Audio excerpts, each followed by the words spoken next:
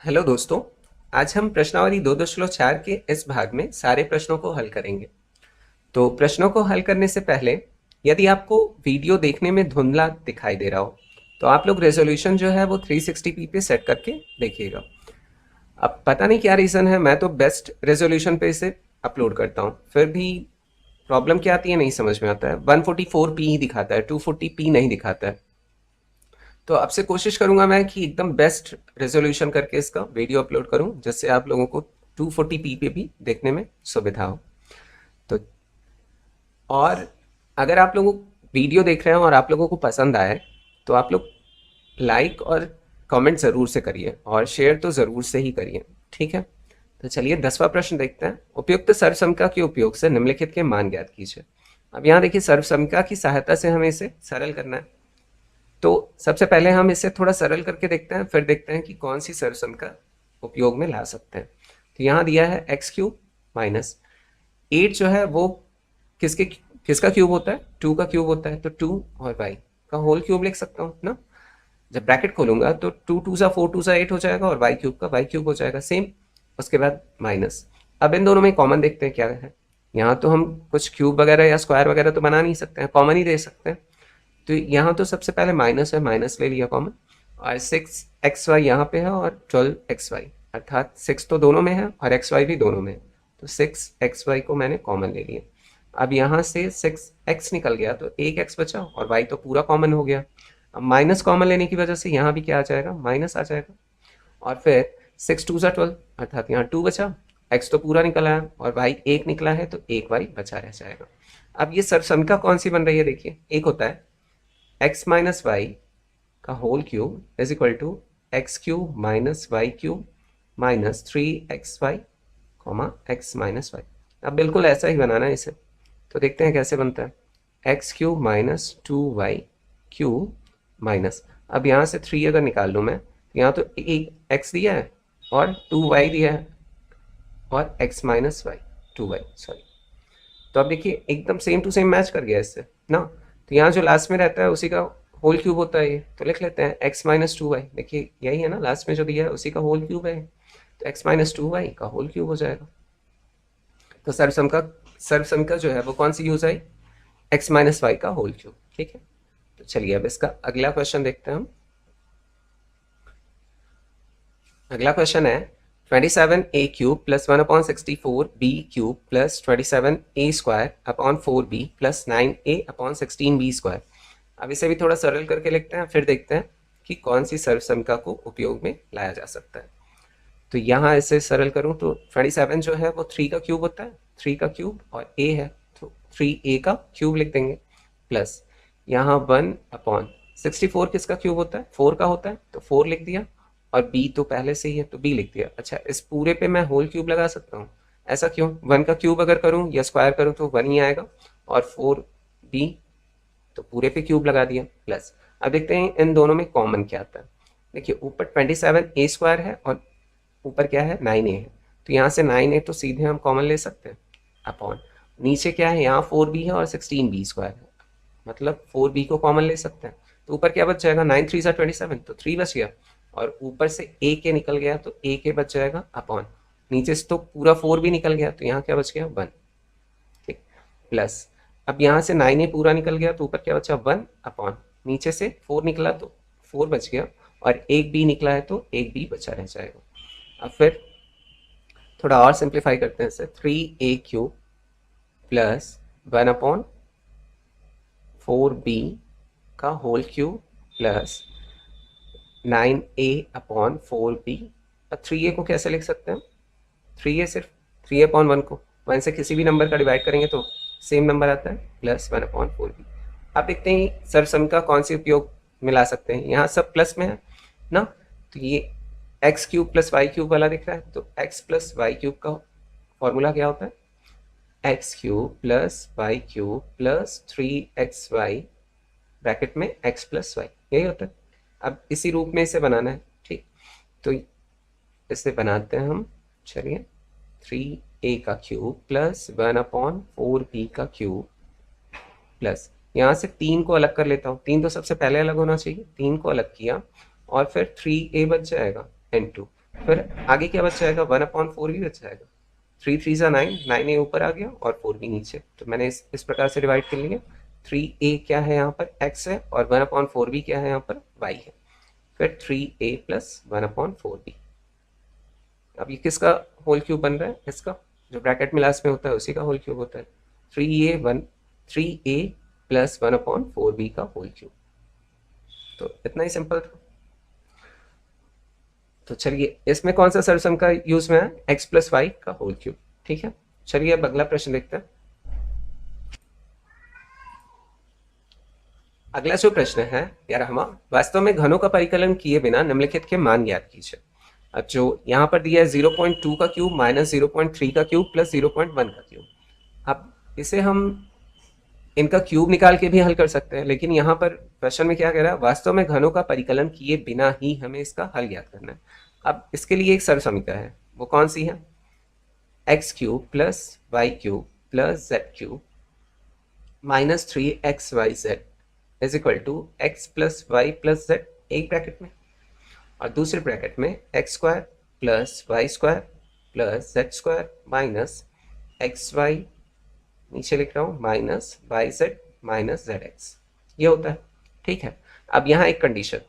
अब देखिए ये सरसमकाएं किस लिए होती हैं, किसी भी क्वेश्चन को बहुत सिंपल तरीके से हल करने में बहुत उपयोगी होती हैं। तो इसके लिए एकदम फिट बैठेगा, कैसे बैठेगा वो देखेंगे। अब यहाँ यदि x plus Y plus Z is equal to 0 दिया तो क्या हो जाएगा, यहाँ पर शून्य अगर रख दिया मैंने तो ये पूरा भी क्या हो जाएगा, शून्य हो जाएगा। शून्य से किसी भी चर या अचर राशि का हम गुणा करें तो क्या हो जाता है, पूरा शून्य हो जाता है। अर्थात यहाँ शून्य अगर हो गया तो हम क्या लिख सकते हैं, X cube plus Y cube plus Z cube minus 3xyz is equal to 0। अब क्या करेंगे, माइनस 3xyz को इधर भेज देते हैं, तो X cube plus Y cube plus Z cube is equal to, ये इधर आके क्या हो जाएगा, प्लस में 3xyz।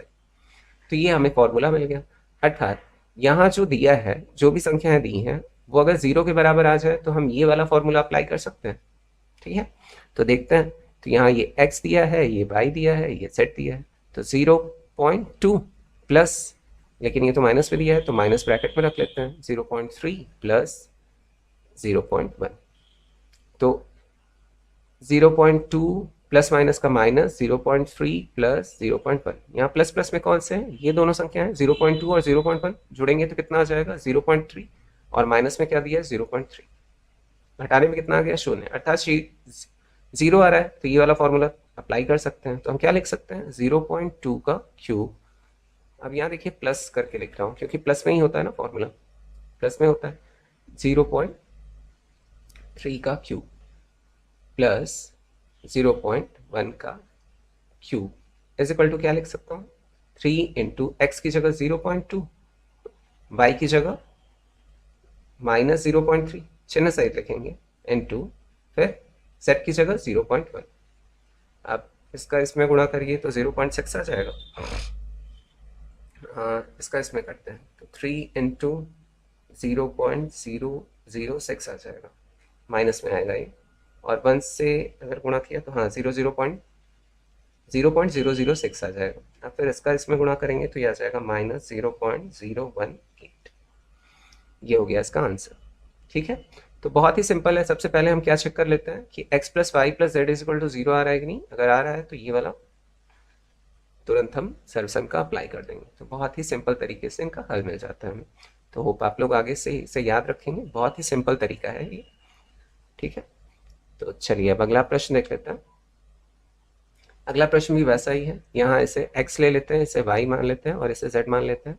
तो क्या हो जाएगा, यहाँ 7 प्लस -4 प्लस -3, अब फिर ब्रैकेट खोलेंगे तो 7 प्लस माइनस का -4 प्लस माइनस का -3, तो ये दोनों माइनस सेम साइन है तो जुड़ेंगे, 7 माइनस 7 इज इक्वल टू 0 आ गया। तो हम फॉर्मूला कौन सा लगा देंगे, वही वाला। यहाँ लिख लेते हैं 7 का क्यूब, अब यहाँ प्लस ही लिखना है हमें, -4 का क्यूब प्लस -3 का cube is equal to 3 into XYZ। तो यहाँ क्या रखना है हमें, 7 रखना है और यहाँ -4 रखना है और फिर यहाँ -3 रखना है, इज इक्वल टू कितना आ जाएगा, ये माइनस माइनस का तो प्लस हो जाएगा और इन सबको मल्टीप्लाई करेंगे तो आ जाएगा 252, प्लस में आएगा क्योंकि माइनस माइनस प्लस हो जाता है। ठीक है, अब चलिए अगला प्रश्न देख लेते हैं।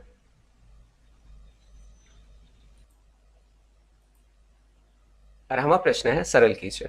अब इसे सिंपली हमें कुछ नहीं करना है, सरल करना है फॉर्मूला का यूज़ करते हुए। अब यहाँ कौन कौन से फॉर्मूले यूज़ होंगे वो हमने पहले के भाग में भी देखा हुआ है और प्रीवियस क्वेश्चंस में भी हमने अभी देखा है। तो ये क्या है, एक्स प्लस वाई का होल क्यूब है और ये क्या है, एक्स माइनस वाई का होल क्यूब। बस वही फॉर्मूला अप्लाई कर देना है। सरसम क्या है या आइडेंटिटीज़ का यूज़ करते हुए हम इसे सरल कर लेंगे। चलिए पहले सरल करना शुरू करते हैं। तो इसका क्या हो जाएगा, 2a का क्यूब प्लस b का क्यूब प्लस 3 इंटू एक्स होता है, x की जगह 2a दिया है और y की जगह b दिया है, ब्रैकेट में 2a प्लस b। कितना हो गया। अब यहाँ सबसे पहले तो माइनस दिया है तो माइनस लिख लेंगे और लगा लेंगे बड़ा ब्रैकेट, जिससे अंदर के इक्वेशंस को सॉल्व। अब यहाँ 2a माइनस बी का होल क्यूब दिया है तो इसमें भी 2a का क्यूब माइनस b का cube minus 3 into 2a into b, bracket में 2a माइनस b।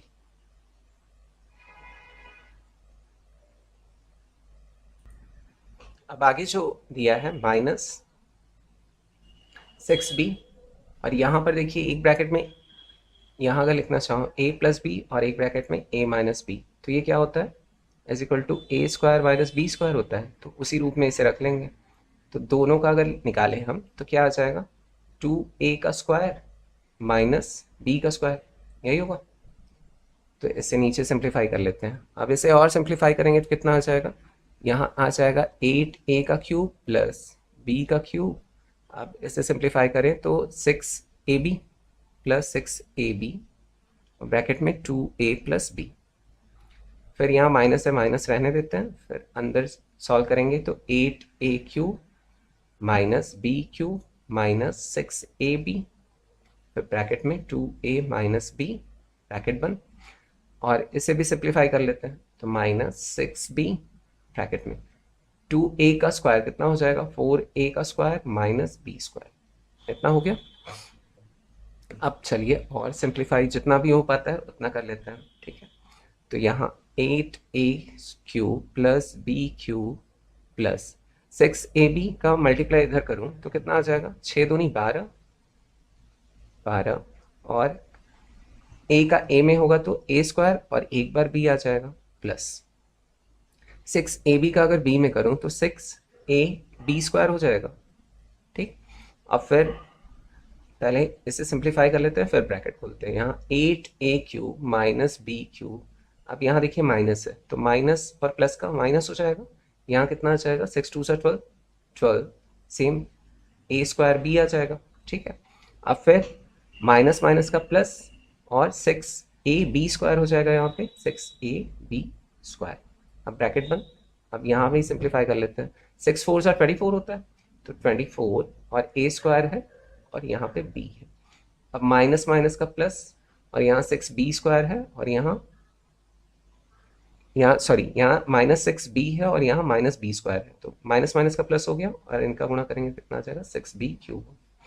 अब ब्रैकेट खोल देते हैं यहाँ पे तो 8a cube plus b cube plus 12a square b plus 6ab square minus plus का minus 8a cube minus minus का plus plus b cube minus minus का फिर प्लस 12a स्क्वायर b, फिर माइनस प्लस का minus 6ab square और बाहर कितना है, minus 24a square b plus 6b cube.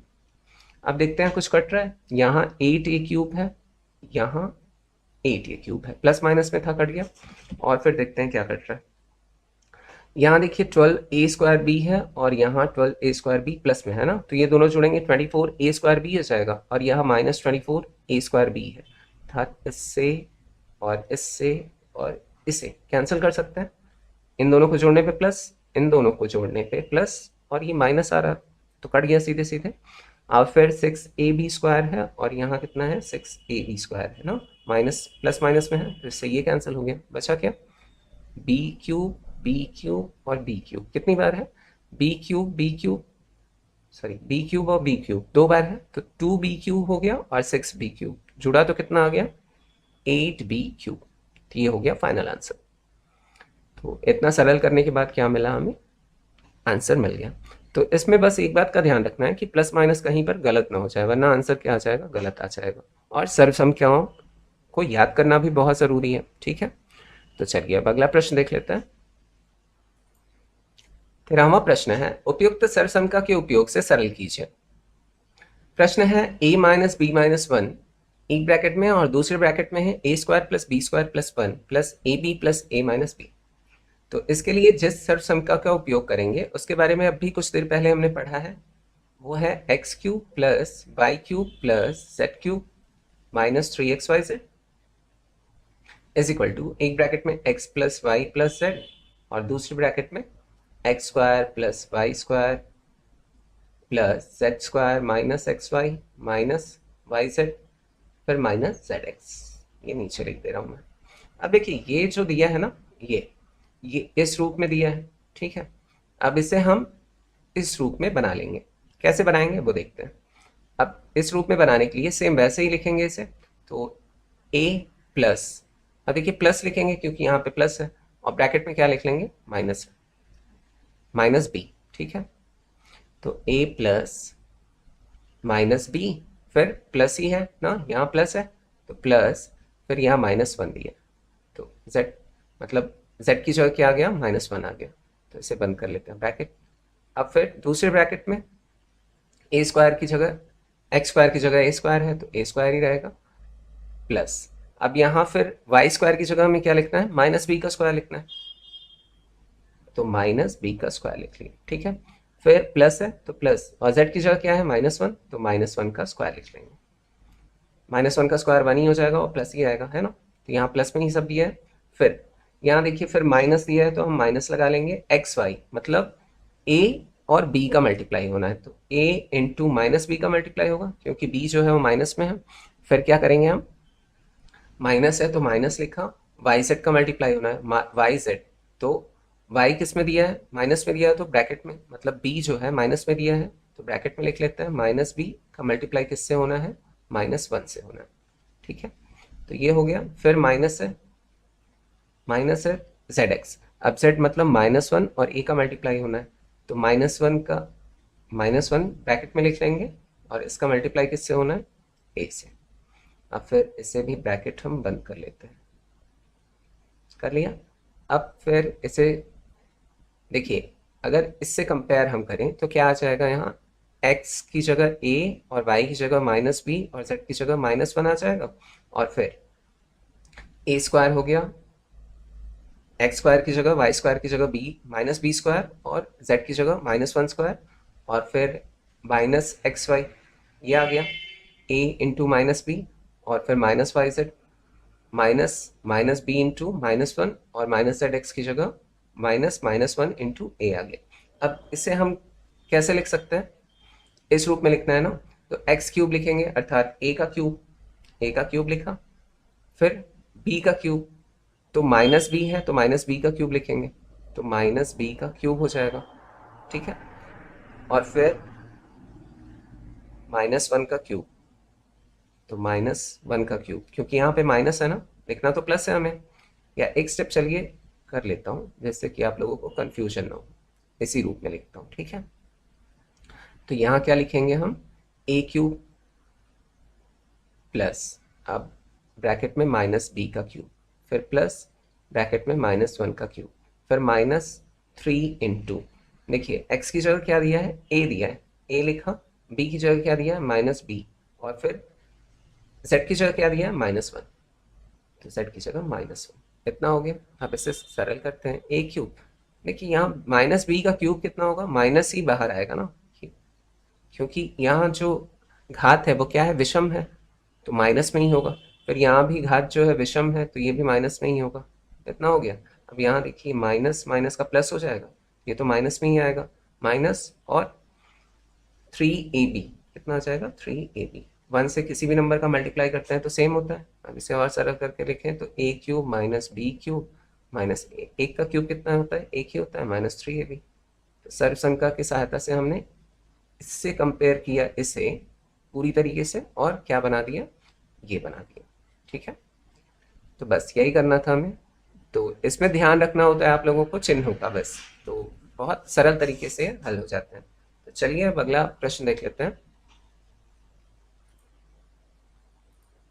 अगला प्रश्न है, उस आयत की लंबाई और चौड़ाई के लिए संभव व्यंजक दीजिए जिसका क्षेत्रफल 35y² प्लस 8y माइनस 16 है। अब इसे कैसे हल करेंगे हम? आयत की लंबाई और चौड़ाई के लिए संभव व्यंजक हमें बताना है, और क्या दिया है, क्षेत्रफल दिया हुआ है। तो अच्छा, आयत का क्षेत्रफल क्या होता है, हम जानते हैं कि आयत का क्षेत्रफल बराबर क्या होता है, लंबाई गुणित चौड़ाई, यही होता है। अब यहाँ क्षेत्रफल दिया हुआ है कितना, 35y² plus 8y minus 16 is equal to लंबाई गुणित चौड़ाई।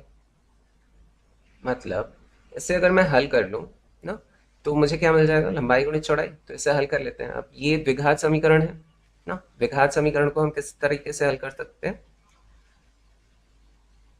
जो अचर राशि होती है उसे y² या x² के गुणांक के साथ हम गुणा करते हैं, फिर 20 के उसको ऐसे खंडों में विभक्त करते हैं कि 20 वाला नंबर आ जाए। तो चलिए इसे अलग से कर लेते हैं। यहाँ 35y² प्लस 8y माइनस 16 दिया है, ठीक। तो इसका इसमें गुणा करेंगे, तो गुणा करेंगे अर्थात 16 इंटू 35, यही करेंगे ना। अब इसे छोटे छोटे खंडों में बांट लेते हैं। तो ये 16 को क्या लिख सकते हैं, 2 गुणित 2 गुणित 2 गुणित 2, और फिर 2 दूनी 4 दूनी 8 दूनी 16, फिर इसे क्या लिख सकते हैं, 5 गुणित 7, ये लिख सकते हैं। चलिए देखते हैं इससे क्या बन सकता है। 2 दूनी 4, 4 पंचे 20, ये 20 आ गया।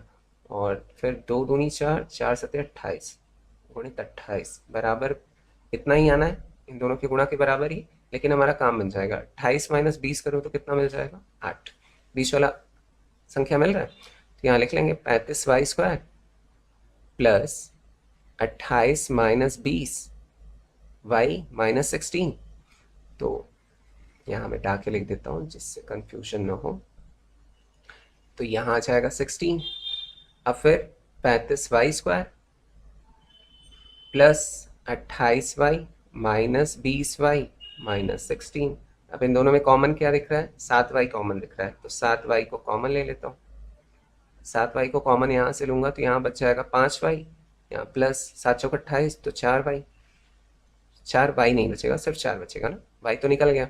फिर इन दोनों में कॉमन देखता हूँ, तो माइनस, इन दोनों में कॉमन 4 दिख रहा है मुझे, तो 4 माइनस होने की वजह से माइनस को कॉमन लिया है, तो यहाँ 5y बच जाएगा। यहाँ माइनस कॉमन लेने की वजह से +4। अब 2 ब्रैकेट हमें मिल गए, क्या मिला, 7y माइनस 4 एक ब्रैकेट में, और 5y प्लस 4 एक ब्रैकेट में, मिल गया। अब देखिए यहाँ क्या लिख सकता हूँ मैं, लंबाई गुणित चौड़ाई बराबर, ये लिख सकता हूँ 7y माइनस 4 और 5y प्लस 4। तो अब यहाँ 2 देखिए आंसर मिल रहा है। अब इसमें कोई डिसाइडेड तो है नहीं कि लंबाई किसके लिए इंगित कर रहा है और चौड़ाई किसे इंगित कर रहा है। तो हम क्या लिख देंगे, लंबाई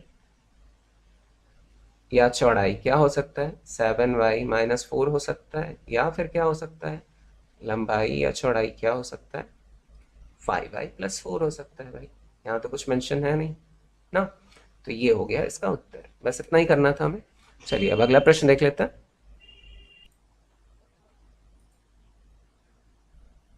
अगला प्रश्न है, यदि a plus B plus C is equal to 5 और A B plus B C plus C a is equal to 10, तब सिद्ध कीजिए कि a cube plus B cube plus C cube minus 3abc is equal to -25।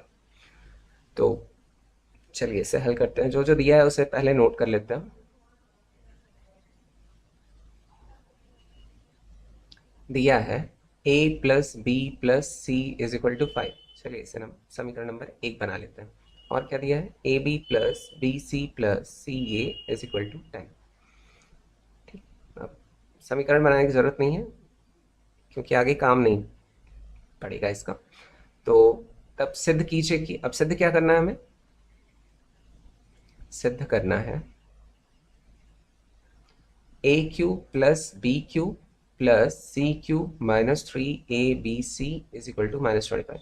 देखिए ये देखकर कुछ याद आ रहा होगा, जो हमने प्रीवियस 2 क्वेश्चन सॉल्व किए हैं वो इसी सरसंख्या पे आधारित थी। X cube plus Y cube plus Z cube minus 3abc is equal to क्या होता है, तो वही फॉर्मूला यहाँ लगना है। उसके लिए देखिए हमें आवश्यकता पड़ेगी X square plus Y square plus Z square की, अर्थात A square plus B square plus Z sorry C square की।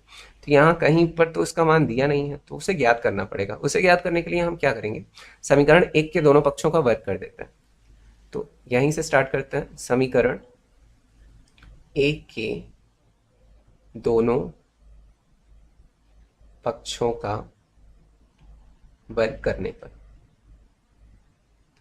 तो क्या हो जाएगा, a plus B plus c का whole square is equal to 5 का स्क्वायर। अब ये हमें पता है क्या सरसम का होता है, ये होता है a square plus B square plus C square plus 2ab plus 2bc plus 2ca, यही होता है, इज इक्वल टू 25। इतना आ जाएगा। तो यहाँ a square plus B square plus C square, यहाँ से 2 कॉमन ले सकता हूँ तीनों जगह से, तो 2 कॉमन ले लिया तो क्या बचा, ए बी प्लस 2 सॉरी 2 तो कॉमन ले लिया है, तो यहाँ बचेगा b C plus C is equal to 25। इतना आ गया। अब यहाँ देखिए a B plus B c, अच्छा इसे समीकरण 2 बना लीजिए, यहाँ अप्लाई कर देंगे। तो A square plus B square plus C square plus 2 into इनकी जगह क्या रख देंगे 10 इज इक्वल टू 25, यहाँ लिख लेंगे समीकरण 2 से। अब फिर A square plus B square plus C square, यहाँ जाएगा कितना 20 इज इक्वल टू 25, इसे इधर भेज देंगे। तो A square plus B square plus C square is equal to क्या मिल जाएगा, 25 में से 20 गया तो 5। तो ये हम बना लेते हैं समीकरण नंबर 3। ठीक है, अब इसे हल करेंगे। अब देखिए सब मिल गया हमें, A plus B plus C और A B plus B C plus C A और A square plus B square plus C square is equal to 5। अब आगे अप्लाई करेंगे हम क्या, हम जानते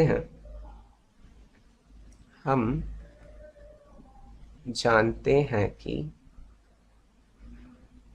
ए cube plus B cube plus C cube minus 3abc is equal to, एक bracket में होता है a plus B plus C और दूसरे ब्रैकेट में होता है A square plus B square plus C square minus A B minus B C minus सी।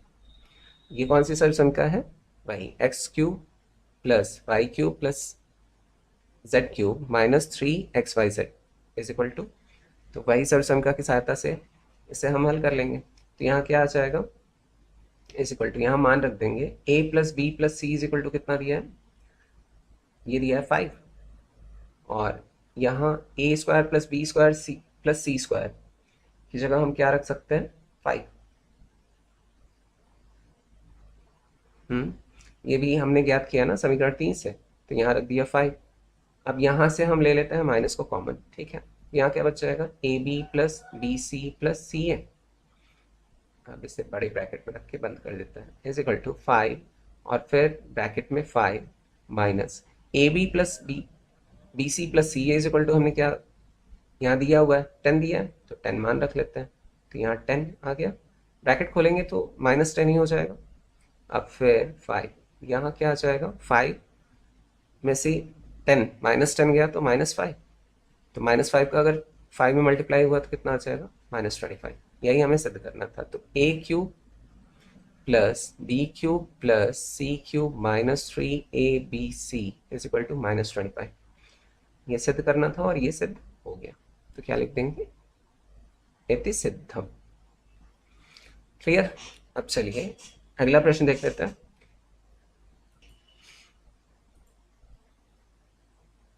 सोलहवां प्रश्न है, यदि a प्लस बी बराबर 12 तथा ए बी बराबर 27 तब ए क्यूब प्लस बी क्यूब का मान ज्ञात कीजिए। सिंपली जो जो दिया है उसे लिख लेते हैं हम। दिया है a प्लस बी बराबर 12, इसे बना लेते हैं समीकरण नंबर 1। और क्या दिया है, ए बी बराबर 27। ज्ञात क्या करना है, ज्ञात करना है ए क्यूब प्लस बी क्यूब। अब ये एक सरसंख्या है हमें पता है, अब इसमें आवश्यकता किसकी पड़ेगी, ए स्क्वायर ए स्क्वायर प्लस बी स्क्वायर की आवश्यकता पड़ेगी, और वो कहाँ से ज्ञात कर सकते हैं? समीकरण 1 से। ठीक है, तो समीकरण 1 के दोनों पक्षों का वर्ग कर देते हैं। समीकरण 1 के दोनों पक्षों का वर्ग करने पर तो यहाँ कितना आ जाएगा? a प्लस बी का whole square is equal to 12 का स्क्वायर। तो a प्लस बी का होल स्क्वायर क्या होता है? a square plus B square plus 2ab is equal to 12 का स्क्वायर 144 हो जाएगा। अब यहाँ a square plus B square plus 2 into a b यहाँ दिया हुआ है 27 इज इक्वल टू 144। तो a square plus B square यहाँ कितना आ जाएगा? 54 को इधर भेज देते हैं तो 144 माइनस 54। तो a square plus B square बराबर कितना हो जाएगा? 144 में से अगर 54 को निकालेंगे तो 90 मिल जाएगा। ठीक है, अब चलिए इसे यहीं हल करके समाप्त कर देते हैं।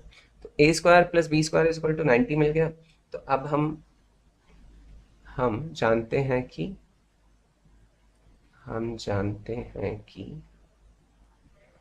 a cube plus B cube is equal to क्या होता है? एक ब्रैकेट में होता है a प्लस बी और दूसरे ब्रैकेट में होता है a square plus B square minus A B.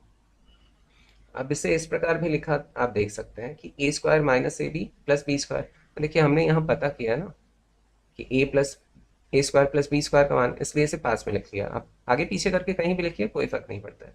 तो अब यहाँ से a प्लस बी बराबर 12 दिया है पहले से, इसकी जगह 12 रख दिया गुणित a square plus B square की जगह क्या रख देंगे? 90 ब्रैकेट में 90 माइनस ए बी की जगह कितना है? 27।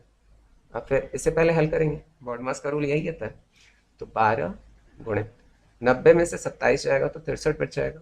अब 12 में अगर 63 का गुणा किया तो ये आ जाएगा 756। तो a cube plus B cube बराबर कितना मिला हमें? 756। हो गया आंसर। अब चलिए अगला प्रश्न देखते हैं। 17वां प्रश्न है, यदि y square plus 1/y square is equal to 23, तब y प्लस 1/y के ऋणात्मक मान की सहायता से y cube plus 1/y cube का मान ज्ञात कीजिए। देखिए ये बड़ा इंटरेस्टिंग क्वेश्चन है, ध्यान से देखिएगा। पहले यहाँ जो ऋणात्मक मान दिया है वो हम क्वेश्चन में आगे बढ़ते हुए जानेंगे कि ये क्या कह रहा है क्वेश्चन। ठीक है, तो सबसे पहले हम लिख लेते हैं जो दिया है। तो y square plus 1/y square is equal to 23 दिया है, इसे बना लेते हैं समीकरण नंबर 1। अब हमें ज्ञात क्या करना है? Y cube plus 1/y cube is equal to question mark. यहाँ मैं ये भी लिख सकता हूँ कि 1/y पूरे का होल क्यूब ना, क्योंकि 1 का चाहे मैं क्यूब करूँ चाहे स्क्वायर 1 ही आना है, तो ऐसा भी लिख सकता हूँ। तो यहाँ हम देख लेते हैं ये समीकरण 1 में Y square plus 1/y square. अच्छा यहाँ कुछ कमी लग रही है, अगर इसे मुझे होल स्क्वायर बनाना हो तो कुछ कमी लग रहा है। क्या कमी लग रहा है? यदि मैं इसमें Y square plus 1/y square, या ऐसे भी लिख सकता हूँ, इसमें अगर मैं 2 इंटू वाई इंटू 1/y कर दूँ, ठीक, तो ये बन जाएगा होल स्क्वायर, पहले पद का वर्ग धन दूसरे पद का वर्ग धन दोनों के गुणनफल का दूना, यही आ रहा है ना। तो अगर दोनों पक्षों में मैं सेम इसका दोनों पक्षों में जोड़ दूं तो मेरा होल स्क्वायर बन जाएगा। तो यही करना है मुझे। समीकरण 1 के दोनों, देखिए दोनों पक्षों में अगर सेम चीज हम जोड़ते या घटाते हैं तो दोनों पक्षों में कोई फर्क नहीं होता है, सेम बना रहता है, क्योंकि इधर भी ये कट जाएगा उधर भी सेम, जो भी जोड़ते घटाते हैं वो कट ही जाएगा। दोनों पक्षों में 2y इंटू 1/y को जोड़ने पर, तो जोड़ के देखते हैं। तो यहाँ y square plus 1/y square plus 2y into 1/y, या 2 into y into 1/y is equal to 23 plus 2y into 1/y। अब यहाँ तो हमें एक फॉर्मूला मिल जाएगा, क्या? पहले पद का वर्ग धन दूसरे पद का वर्ग धन दोनों के गुणनफल का दूना, क्या होता है? y प्लस 1/y का, यहाँ अच्छे से ऐसे लिख लेते हैं ना, पूरे पे होल स्क्वायर, तभी तो पहले पद का वर्ग धन दूसरे पद का वर्ग बन पाएगा। ठीक है, क्योंकि 1 का चाहे स्क्वायर करूँ चाहे क्यूब करूँ, नंबर तो सेम ही आता है। तो ये हो गया। तो ये किसका हो गया? Y plus one upon y का होल स्क्वायर, ठीक। लेकिन यहाँ एक काम हमारा बन जाएगा, वाई से वाई कैंसिल हो गया, क्या बचा, 2 ही बचा ना। 2 में अगर 25 को जोड़ 23 को जोड़ो तो कितना आ जाएगा, 25, इतना आ गया। अब यहाँ से देखिए y plus one upon y का होल स्क्वायर है, तो स्क्वायर हटा दो तो यहाँ जाके क्या बन जाएगा, ये रूट लग जाएगा इस पे, तो y plus one upon y is equal to √25 आ जाएगा। अब y plus one upon y, अगर इसका वर्गमूल निकालूं तो क्या आएगा, प्लस माइनस में 5, 5 का वर्गमूल होता है ये 25, और बाहर आके क्या हो जाएगा, प्लस माइनस में। अब यहाँ यही मेंशन किया है कि y plus one upon y के ऋणात्मक मान का को लेना है हमें, अर्थात यहाँ -5 लेना है। इसके दो मान मिले ना हमें, y plus one upon y is equal to क्या मिला, एक तो मिला -5 और एक क्या मिला है, +5। तो यहाँ से हमें लेना क्या है, -5 लेना है, अर्थात इसको जब भी हम हल करेंगे तो यहाँ पर हमें y plus one upon y की जगह क्या रखना है, -5 रखना है, बस इतना ही क्वेश्चन कह रहे हैं। तो होप आप लोगों को समझ में आ गया होगा। चलिए अब इसे हल करते हैं हम अगले पेज पर। y plus one upon y का ऋणात्मक मान लेने पर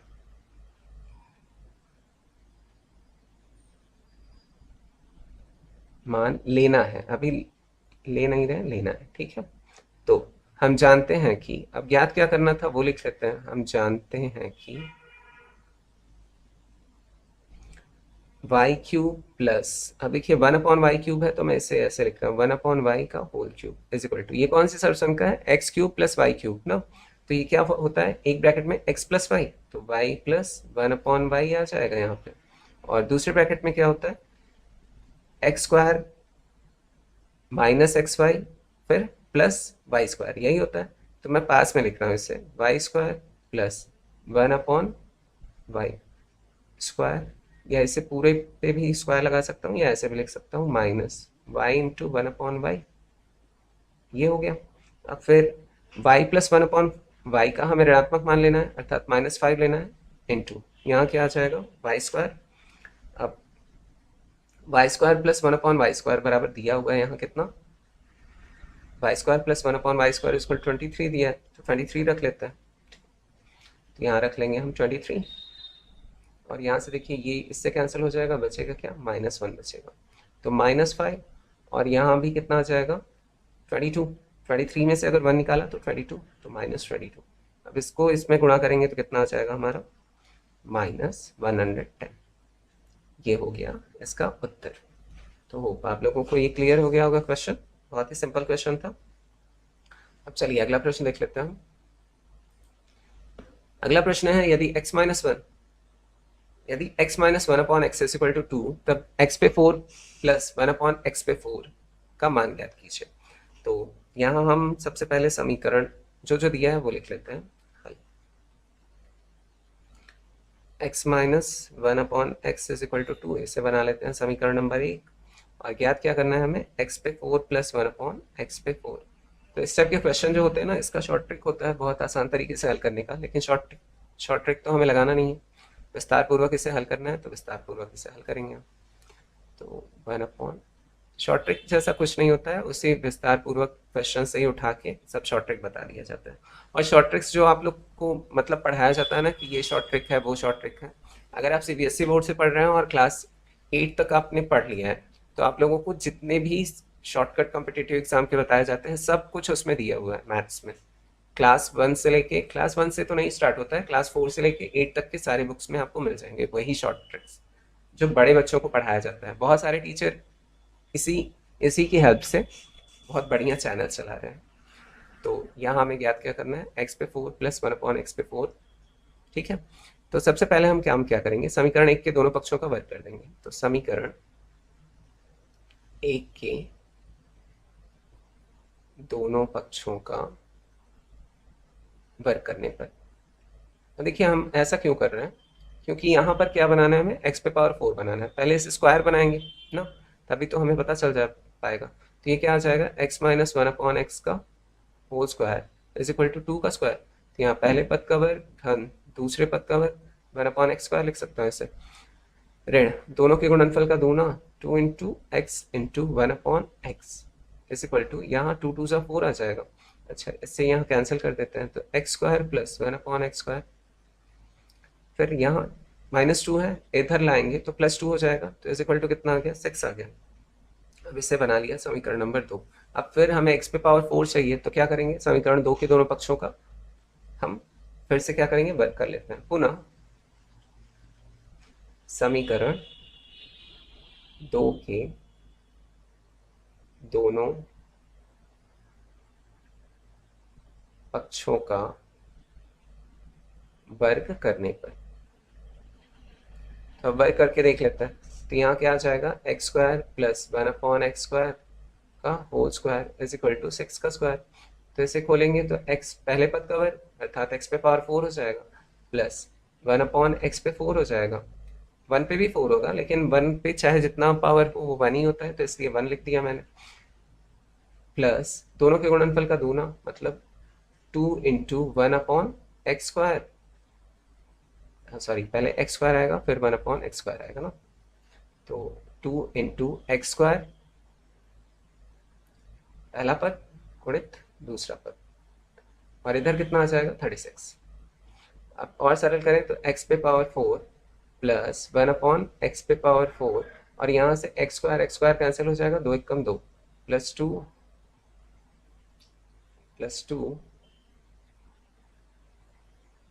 इज इक्वल टू 36। तो x पे पावर 4 प्लस 1/x पे power 4 is equal to 36 minus 2। तो x पे 4 प्लस 1/x पे 4 इज इक्वल टू कितना मिल गया मुझे, 34। तो ये आंसर, यही हमें ज्ञात करना था, तो इसका मान हमें पता चल गया। तो आप लोगों से फिर से कहना चाहूँगा, अगर आप लोगों को वीडियो पसंद आती है तो आप लोग लाइक करिए, कमेंट भी करिए, और साथ में शेयर ज़रूर से करिए। तो थैंक्स फॉर वॉचिंग वीडियो, फिर मिलते हैं नेक्स्ट वीडियो में जल्दी। Take care, bye bye.